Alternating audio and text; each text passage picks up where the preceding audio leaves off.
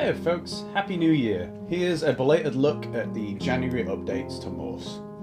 Through the playtesting sessions completed so far, it became clear that some users, particularly those less accustomed to games, struggled. To address this, the cooldown threshold has been tweaked for the telegraph input so players can take longer to input their messages. On easy mode, the vertical rows are reduced and the speed of enemies is adjusted to make them easier targets to hit. This has been implemented in the main menu, which the player can adjust at the start of the game. Danny's scripts have been integrated for the second day, focusing on the theme of hunger and introducing a new character, Tommy, an elderly mechanic who helps maintain Dottie.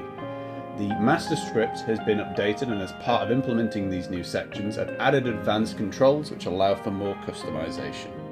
Along with the narrative elements, I've built the core gameplay for day 2. As part of this, I've modelled additional assets such as the train and carriages and designed supplementary assets such as basic trees and destructible objects.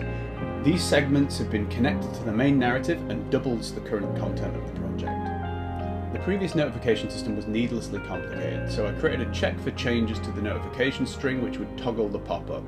This means updates can be given to the player in real time based on activities in the game, which I've written a variety of different messages for. Both factions now have planes which can fly across the map, which can be targeted and shot down. The aircraft have health which can withstand a single hit from an artillery shell or 2 rounds of bullets from an enemy fighter. I integrated directional shooting so planes can shoot forwards and also strafe passing targets. It's not 100% perfect, but in general captures the mood of aerial combat. My integration of raycasting more broadly has been overhauled and is much more configurable and efficient, eliminating friendly fire from gameplay. After several rounds of iteration, we've settled on an aesthetic which Katie has been implementing.